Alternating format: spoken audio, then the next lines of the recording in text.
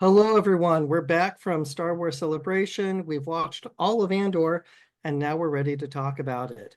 With me to discuss the first arc is the Star Wars lawyer. I know your real name. How you doing tonight? I'm good, been busy, but I absolutely loved Andor season two. Andor as a whole is phenomenal. I'm glad to hear that. My mutual feelings. One of my favorite characters, and just so well done to see a boots on the ground level story that's a war story. And I'm Hmm. glad for the spy element. We actually see him dress up and not just look like scruffy dude who crawled out of a bunker. So That's probably how Han would have done it. yeah. Again, like we've seen that. It's like you can't go to Coruscant or Gorman and look scruffy. Like you have to look the part of where you're going. Yes. Hence, James Bond's not always in fatigues the entire movie. Hmm. So hence spy. They dress up. But the first arc, it, the three episodes are 1 year later. Sagroona Teema and Harvest. We were lucky enough to see 1 year later at Celebration during the Andor panel. Hmm. What's your thoughts on both the episode and seeing it at Celebration? Uh, it was just a beautiful episode. I mean, seeing it at Celebration, we obviously got to see it on a big screen, so it felt like a movie experience. And there's always something different about watching it with other Star Wars fans, like even I don't want to say Star Wars super fans, but like, at Celebration, you are here for Star Wars, right? So seeing people that love it, seeing it with people that love it just as much as you, um, but it was a beautiful episode. The from the Imperial sort of breakout that Cassian does, and the little moment where it's like between him and what is her name? Um, The tech that we never see again, that we hope she. yes. I don't remember her name, but I do believe strongly that the best place to recruit for the rebellion is from the Imperial ranks, Hmm. with people going, wait, I did not sign up for this part. How did I get here?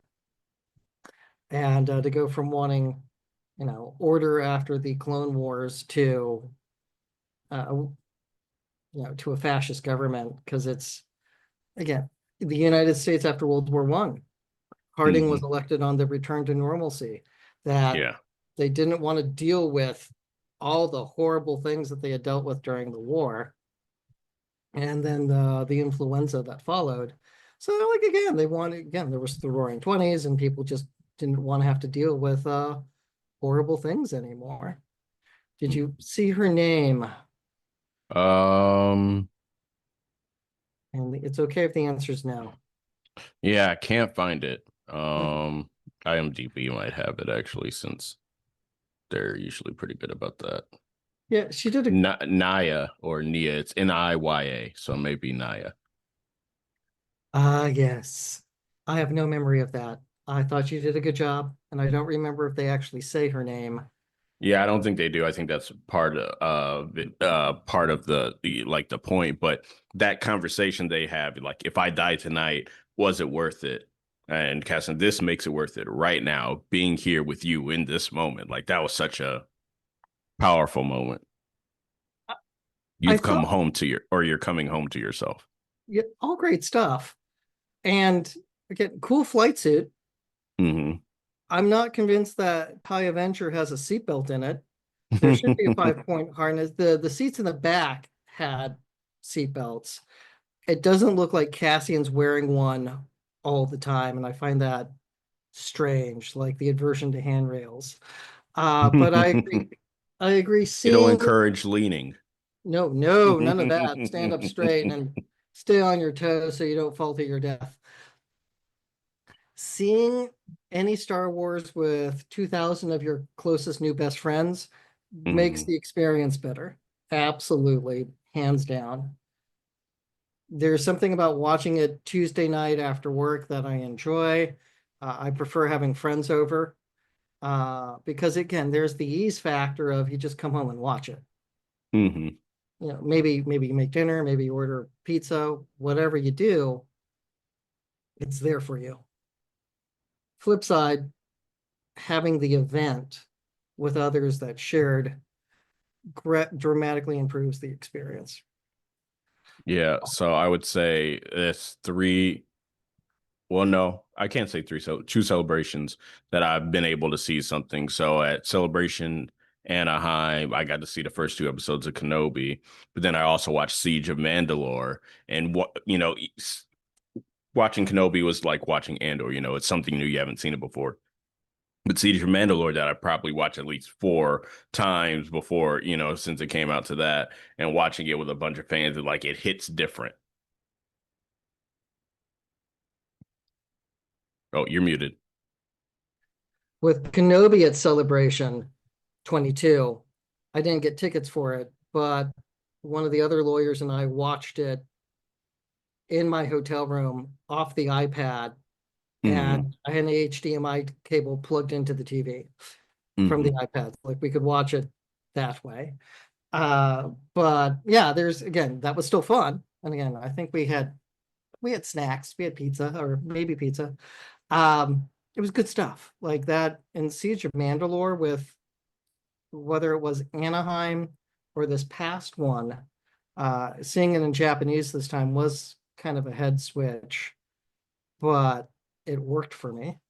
And watching people's reactions who hadn't seen it before was very telling. Hmm. Pivoting back to the 1 year later, so we have Cassian impersonating an imperial officer. Hmm. Impersonating military personnel is a crime. Going on to any coast or any military base requires ID. You have to be on a list to attend. They scan you. You don't just walk in. And pretending to be a military officer is a big no-no. And this clearly would put him in the category of spy. And there are rules about whether or not a spy can be shot on sight or if they have to be captured and get a military tribunal.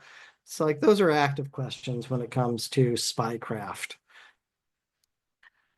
We can get Thomas to opine on that more as our resident JAG officer. Hmm. Uh, I see you have a note about the Stolen Valor Act. Could you share your thoughts on that?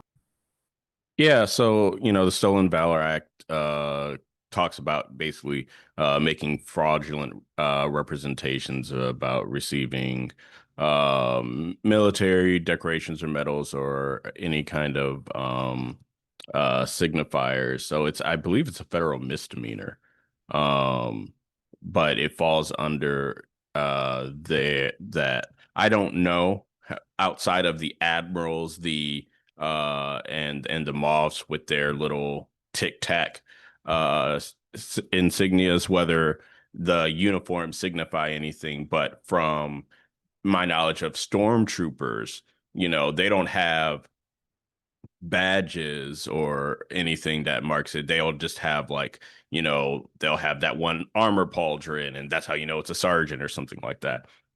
So him impersonating, a pilot, there could be some kind of insignia on there. Good catch.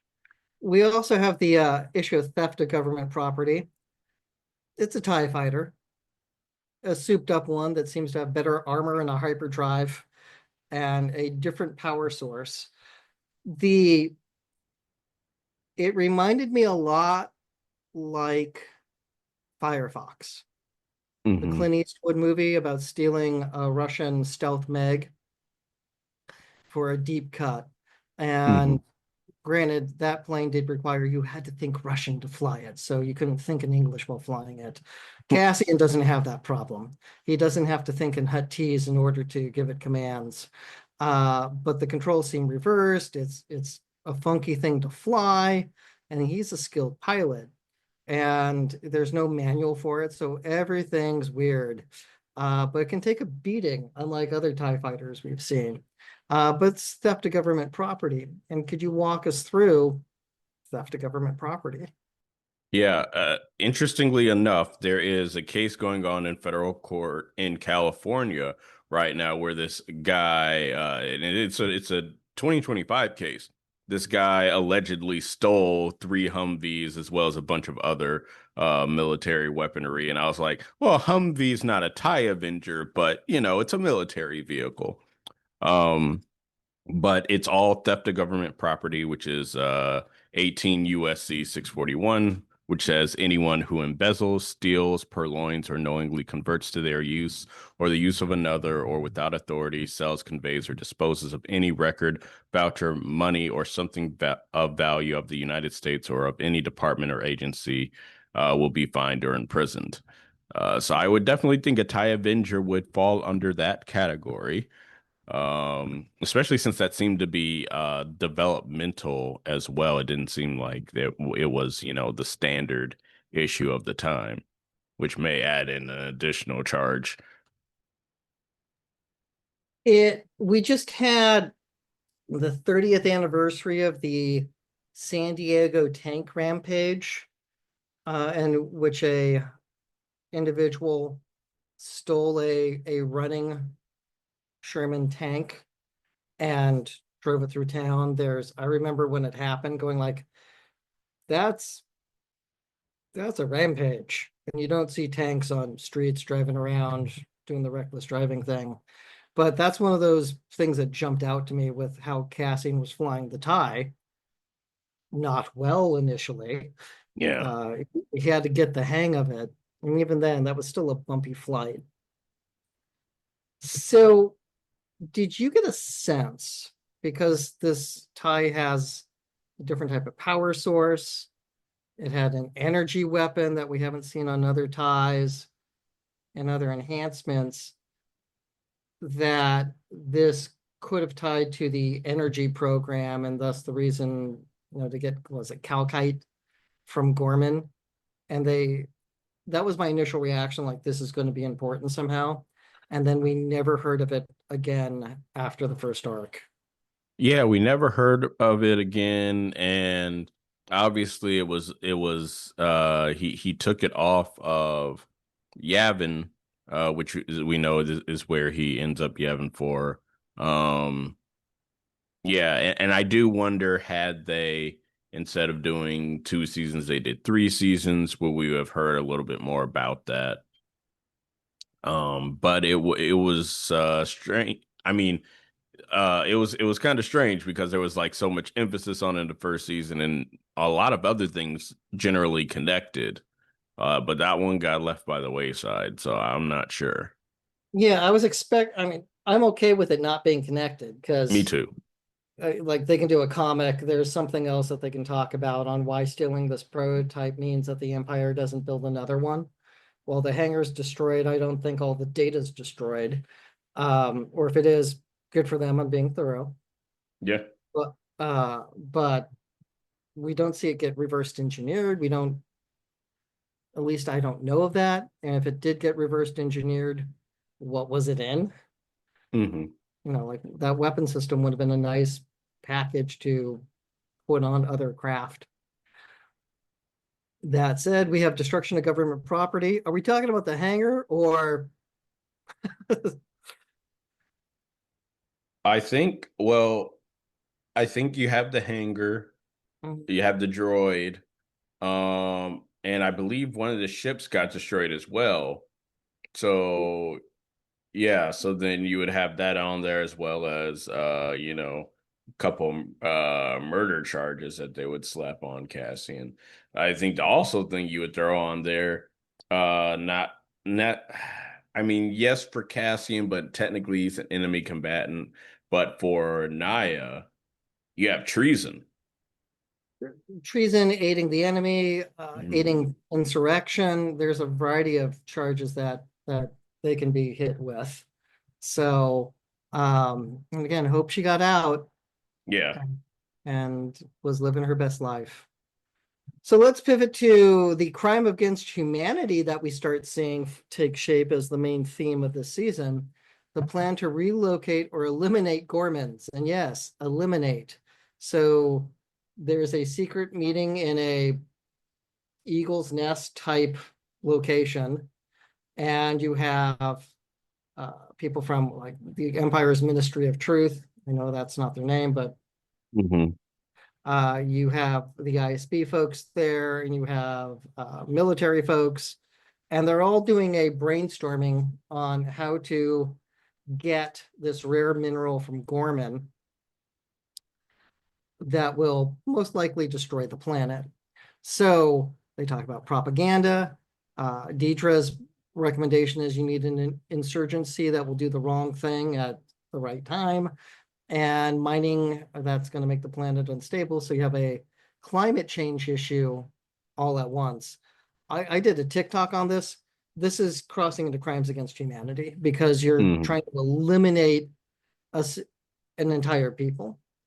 Yeah. And it's not necessarily a war crime yet because it's not war, Right. uh, but it could turn into that. So my view is not a war crime yet, but could be. Uh, if there was armed conflict, I think, again, this is Thomas territory, but I think that would kick in. But it's definitely a crime against humanity when you decide we're going to eliminate an entire group because we want their planet. Yeah, I mean it's definitely genocide in the way that international law has defined it within the United Nations, the Convention on the Prevention and Punishment of the Crime of Genocide. I think it could um fall under a few different ones because they have sort of five things listed under Article 2. Committed with the intent to destroy in whole or in part a national, ethnical, racial, or religious group. I think you have at least three of those in there. So killing members of the group, obviously that happens. Causing serious bodily or mental harm to members of the group, deliberately inflicting on the group conditions of life calculated to bring about its physical destruction in whole or in part, definitely. Imposing measures intended to prevent births, no. Forcibly transferring children of the group to another group, also no. So, there you have the intent, you have the mens rea there, and then you have the physical element, even prior to, well, they're setting up the physical element prior to the Gorman massacre. Did did you think it was odd Gorman only had 800,000 people on it? For an entire planet to have that small of a population, because like there are billions of human beings. Mm-hmm. I mean, if Earth only had 800,000, we would be spread out, and there'd be large sections of the planet uninhabited. Yeah, that makes me think that at some point, they couldn't expand more, so their population only grew as much as they could allow, or it's a more recent settlement in the galaxy. Maybe it's only been around for, the duration of the Republic, so that's only 1,000 years or something, maybe a little bit back into the old Republic. But yeah, that is such a low number when we know the Death Star had millions of people on it. It also makes me wonder, is the planet small? And I mean, as we were talking about searching for life in, the cosmos, we're looking at super Earths. Is this something the size of Mercury that a smaller population would make sense from a carrying capacity so they don't overpopulate the planet?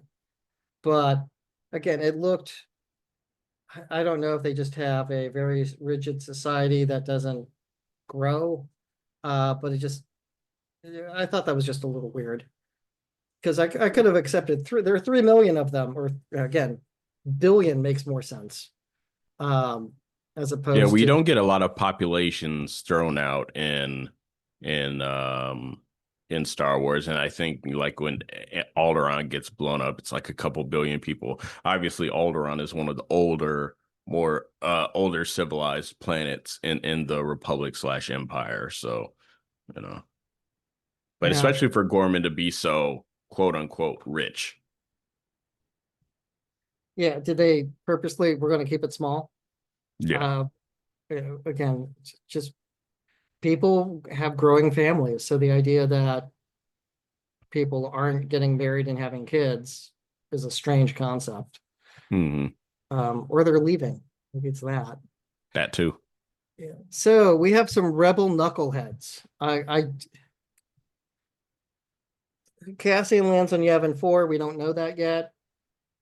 These rebels have lost their leader, either killed or I don't think abandoned seems would be weird, but killed makes more Hmm. sense. But The they, Maya pay. there's the joke that the 18, 19-year-olds in the military, have the officers around as adult supervision. And that might be at play here. There's no adults left. And all these people have low emotional IQ and weapons and short Hmm. tempers. And that's just a very bad situation to be in because no one can play well together. And so you have the fact that they can't work together. There's false imprisonment of Cassian. Hmm. They then start murdering each other. One is intentional. Then we get into involuntary manslaughter when they don't know how the weapons on the tie work. And there's a body count with these clowns. And The fact that it all starts off because the one guy who was probably rightly called out for hiding during the last battle and his pride couldn't take it. Because notice, no one else said, no, he wasn't doing that. Everybody was just like, eh. And he just couldn't take it. And then he doesn't swing. He's not going to leave it to fisticuffs. He just instantly fires. Also, going back a little bit before that, how they decide to or maybe it was afterwards. Yeah, after that, when they decide to settle their differences with rock paper scissors, pretty much. yeah, and so in total submission, it's like, what is this weird culty fight they're gonna have? Oh, it's rock, paper, scissors.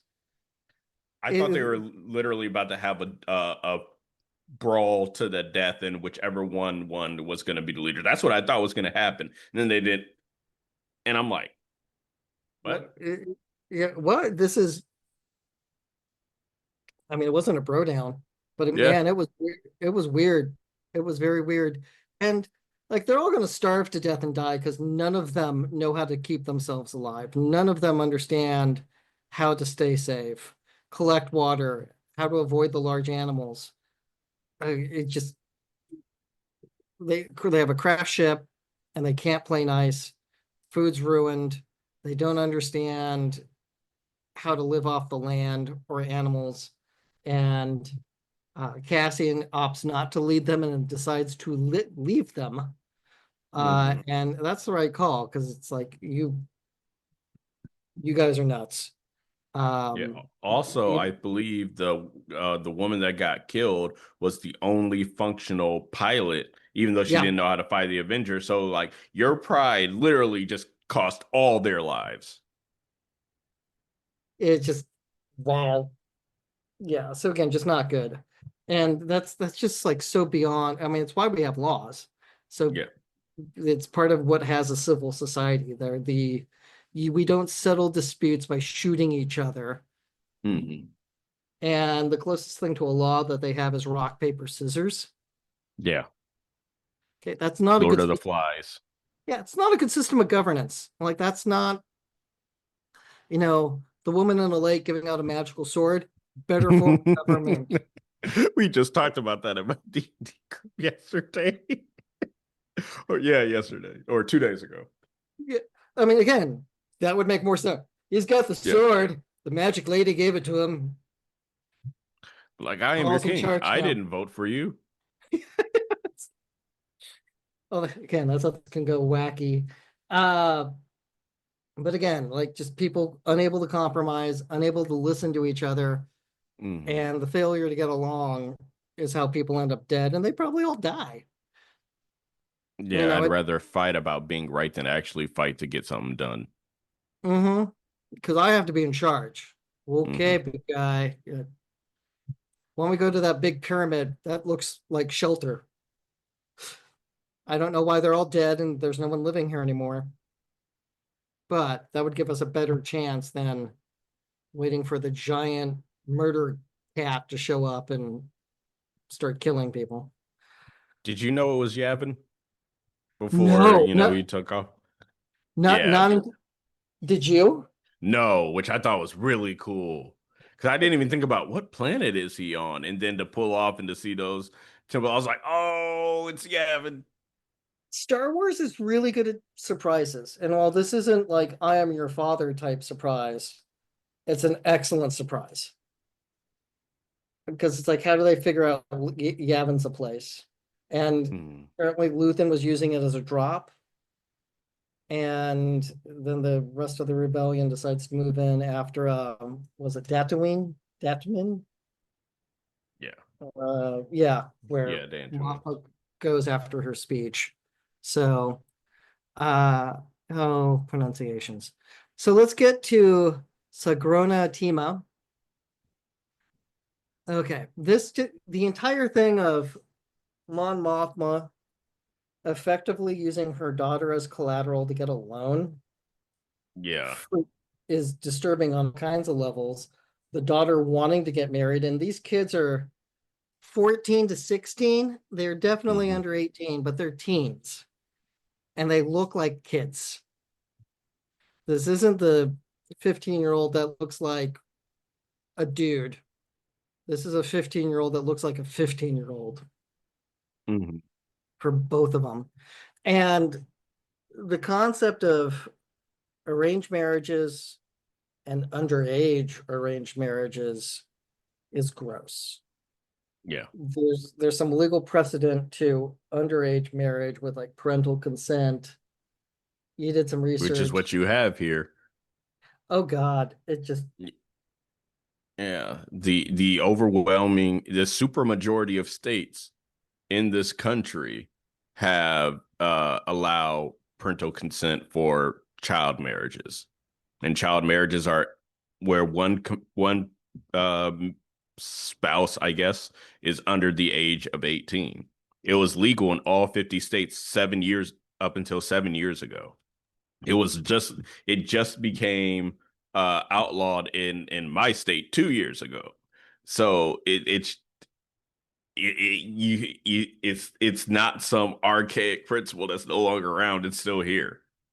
you think this would be a good rallying cry for states to get rid of this garbage. And yeah, I said garbage because I don't agree with it. And there are those who argue like a religious reason for it.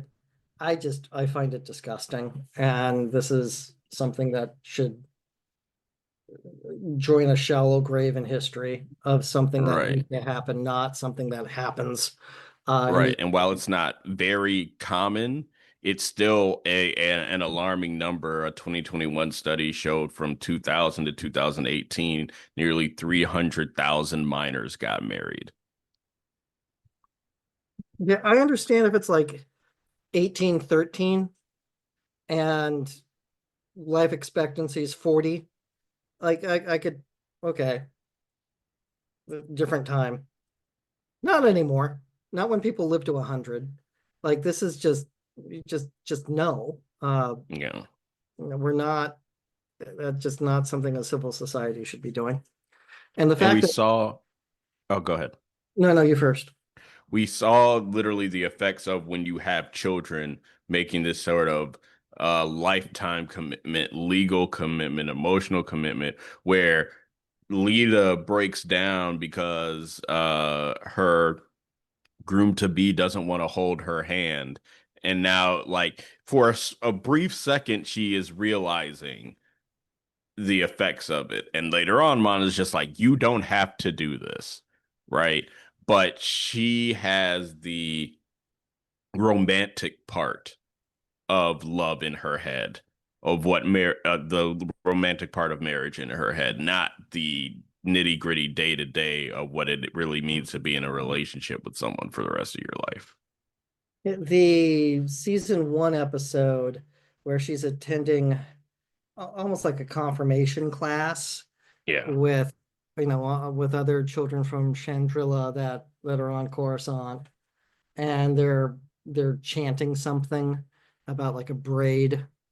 Hmm. It's, I mean, on one from a writer's perspective, going like, hey, let's come up with a brand new culture where they have a braid and it gets cut at the marriage ceremony.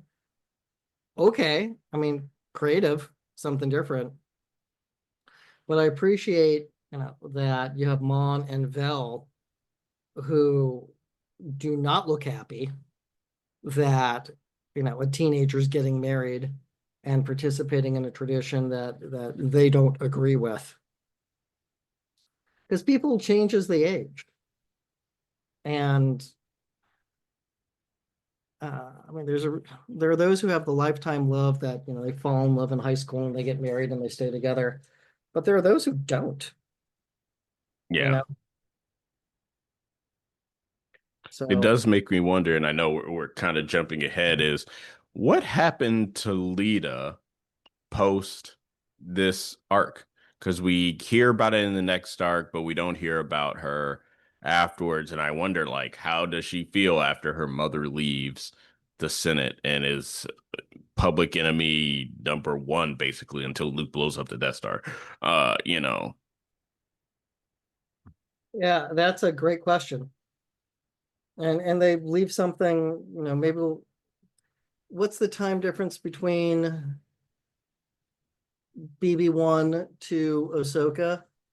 Is Ahsoka 9 years, okay? So let's just say that she would have been married for like 12 years by the time of Ahsoka. something about that, yeah. So So she's, Mon is possibly a grandmother.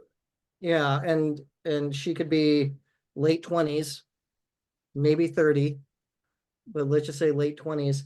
Would she have the same views? Would she still be with that guy? Because he Hmm. kind of looked like a dead fish. Like, Yeah. of the you're here to hold the script, dude. And like he didn't seem into it. It was like, I have to do this because it's what's done.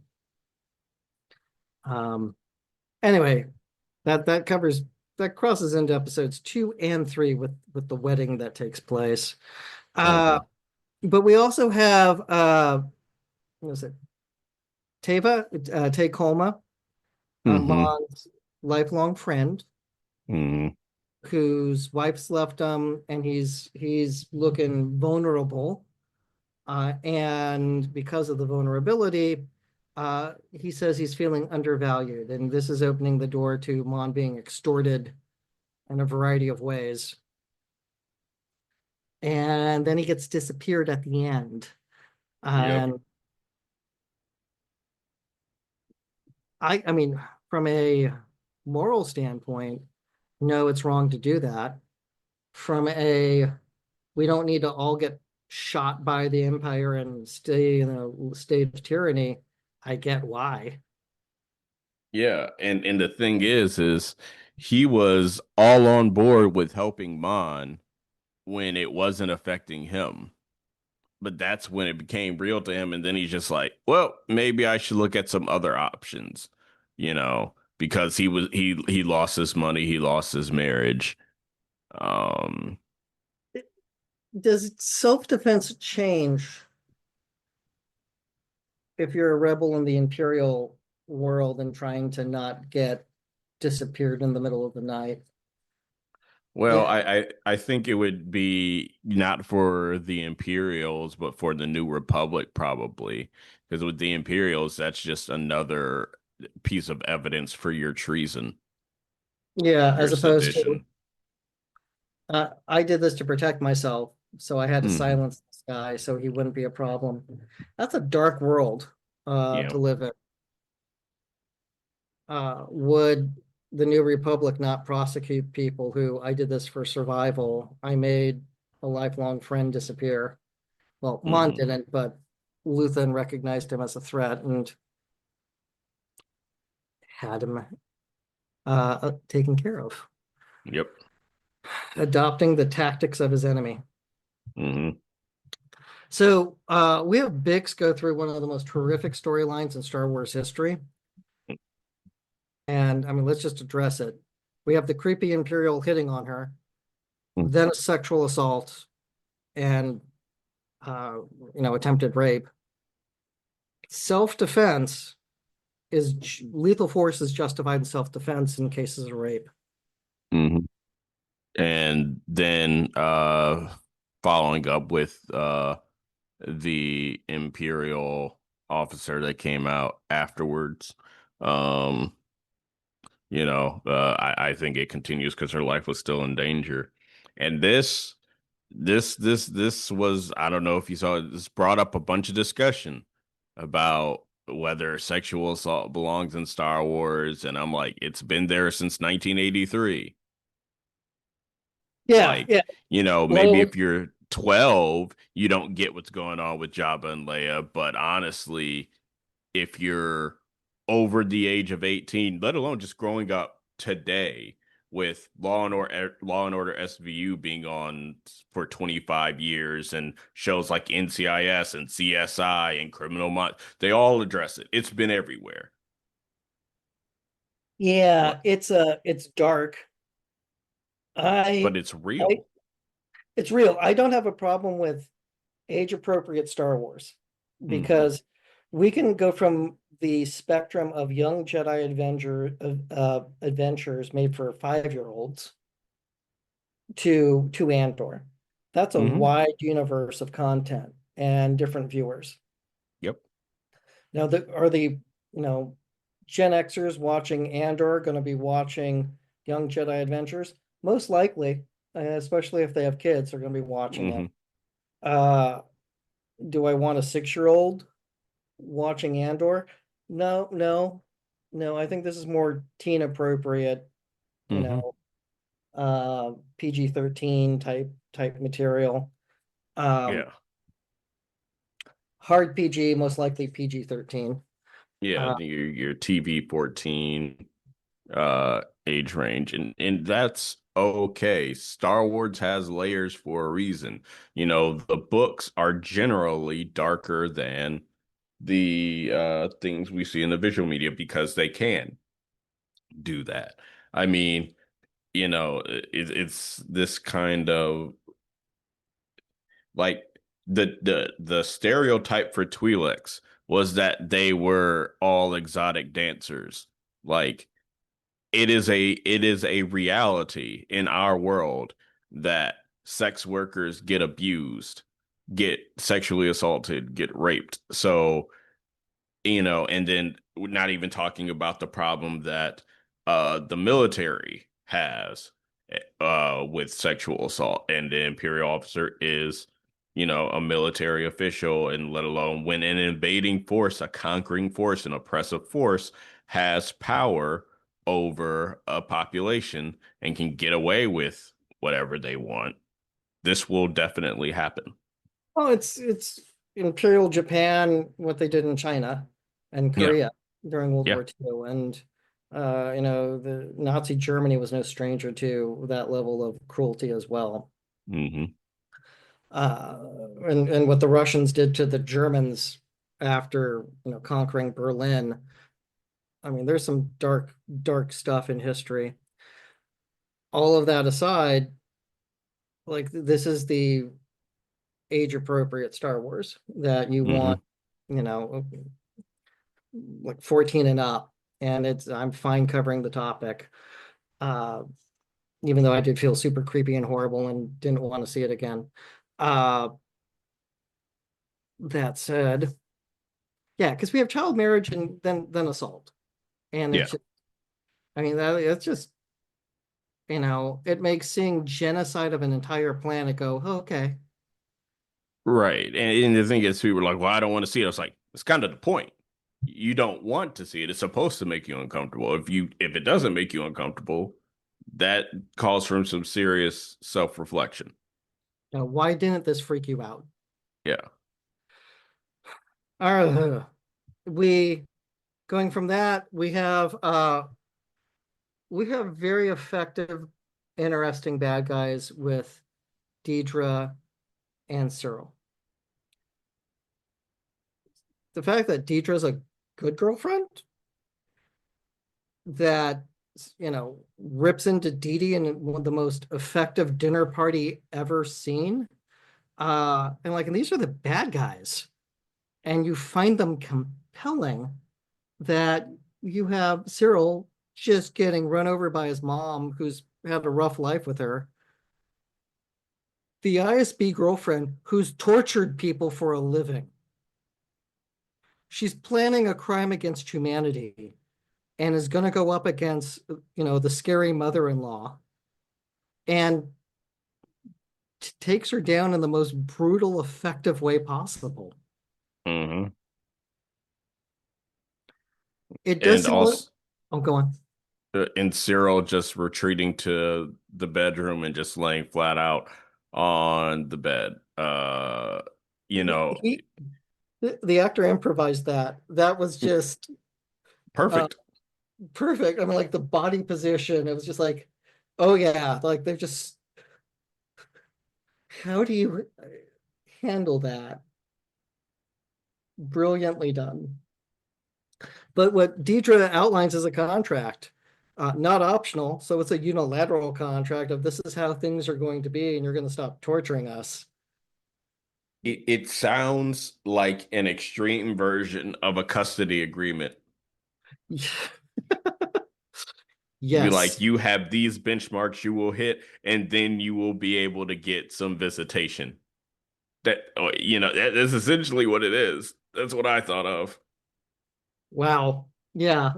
which definitely doesn't play into, Cyril having mother issues, mommy issues, and going from Edie to Dedra. That's a whole other conversation. No, no, because I mean it's a fascinating relationship because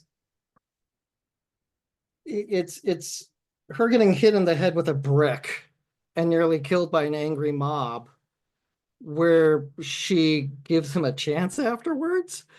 And I mean, it goes to the issue of like getting a concussion and meeting a guy, but which can result in marriage in Padme's case.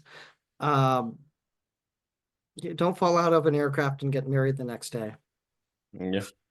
Uh, but this seems it's a it's a complex relationship, and it's fascinating that they did this with the villains, and they're not just like the mustache twirling, evil commandant type. It's something far more thoughtful.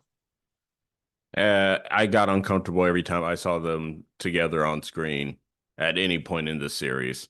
It just made my skin crawl. I didn't feel uncomfortable because here are two introverts that probably haven't had a healthy relationship before, and I think they're just doing their best. Now, when we get to the later episodes, there are things that happen that are not okay, Hmm. but let's not get there yet. Uh, but it is fascinating that Deidre lays down the rules and they're not negotiable. It's like, Hmm. don't come to my house and drizzle fondue across the table. Yeah. So would it there's been a lot of commentary on it doesn't make sense for Deidre to have been in an Imperial Kinderblock because at this point the Empire is only 16 years old and she's got to be at least 30. And being in her Kinderblock doesn't mean from birth. Like she could have been 15 when Hmm. she went in. And Yeah. And also I think about Tarkin in A New Hope, where he talks about the dissolving of the Senate and the last vestige of the Republic is gone. It's like I feel like Dedra being so gung-ho about the Empire would not recognize the Republic as being, anything worth mentioning, right? I was raised by the Empire. I am the Imperial, Security Bureau captain or lieutenant or whatever her rank is now. So that's how I took it. She's clearly older than 19. And like you said, she could have been raised in it as a kid, but like she said, she was an orphan. When did she become an orphan, right? And we know at least with the First Order, that they weren't, that they conditioned their people. I wouldn't be surprised if, they had some semblance of that, some sort of education, training, programming that they gave orphans under their care. Yeah, all plausible. But yeah, it's being raised in an imperial kinderblock does not mean since age 2. Right. And I mean, she would have been old enough. Both of them would have been old enough to have been kids during the Clone Wars, Hmm. and that probably wasn't fun. Um, Now, I thought because Deidre didn't want the Gorman project that she could have been from there. Hmm. That that lead was never followed up or talked about. So I think she's from someplace else, which makes me wonder if she realized, well, the plan for Gorman was a bad idea and she didn't want to be a part of it. Yeah, it could have been. I felt it was two things. Is one, she just felt like it was beneath her. And then she also wanted to get back to Axis because she had just been under a situation where you had a local population rise up and she almost died. So to oversee another one or participate in another one, she may not have been too keen on like, let me focus on my pet project. Axis, where is he? Who is he? I'm gonna find him. Let me do that. I want to do that.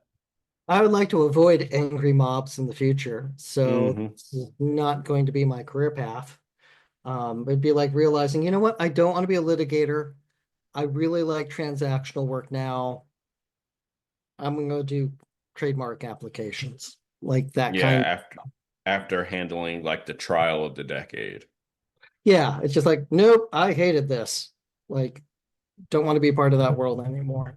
Makes Yeah. sense. I could see that happening. And that, other than some questions about the wedding of was there underage drinking, like because we have all these teens running around on what should be a like a high school party. Instead, it's somebody's wedding. Is it, when we have moms getting sloshed, is is there underage drinking at this thing? I mean, is it a religious ceremony? We know it's a deeply cultural thing, but is there a religious to it? Because that's an exception to our national minimum legal drinking at age. I think there's also familial consent in this purpose as well. So I think it might be a combination of those things, or maybe But their there, legal age of drinking is 14 on Tandrilla since they can get married at 16. yeah, that I could buy that because uh kids don't get sloshed on communion wine. I mean, I'm sure it's Yeah. possible, but having the thimble of wine, after your wafer or bread, whatever the service is doing, like that's different as opposed to you're toasting and throwing down shots with mom. Um, Hmm. that just seems way problematic. My 2 cents. Um, Here's something I found super interesting. Uh, the actress who plays why am I blanking on her name? Vel's lover, Cinta. Cinta. She's also in Doctor Who. She's the current companion.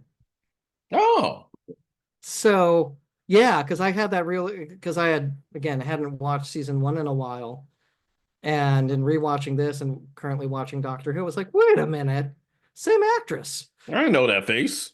Yeah, it's like time. So how cool for her. You get the actors who are in multiple big sci-fi, tent poles. Hmm. Uh, it's like you could be signing autographs for the next 30 years Yeah. at a Then variety of. just get on one of the Star Trek spinoffs and hit the trifecta. Yeah, it's and there are those who've done it. Throw in a Marvel one because there are those who've done that. I mean, you have, David Tennant that's done Marvel, Doctor Who, obviously, and Star Wars. There are others who you have George Takei, who's done Hmm. voice work in the Clone Wars, in addition to all of his Star Trek work. And We've Avatar: The Last Airbender, and the Gremlins animated series. hmm He's one of the lead Gremlins.